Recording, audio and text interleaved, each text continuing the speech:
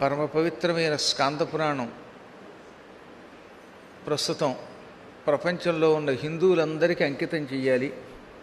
ఎందుకంటే దేశకాలమాన పరిస్థితులు ఎక్కడా బాగాలేవు.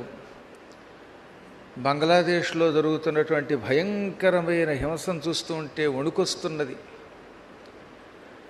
అయ్యో మన వాళ్ళు సాటి హిందువులంతా దుర్మరణం పాలైపోతున్నారు, దిక్కు లేకుండా అయిపోతున్నారు, బతికొండగా కాల్చేస్తున్నారు, మానభంగాలు చేసేస్తున్నారు. ఇంకంతటి క్రూరకాండ కంసుడు రావణాసురుడి కాలంలో కూడా జరగలేదు. వాళ్లే నయ్యమనిపిస్తున్నారు. హిరణ్యకశిపుడు నయ్యం, హిరణ్యాక్షుడు నయ్యం.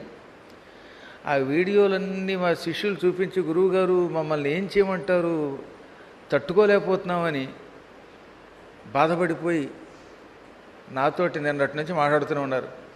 లండన్లో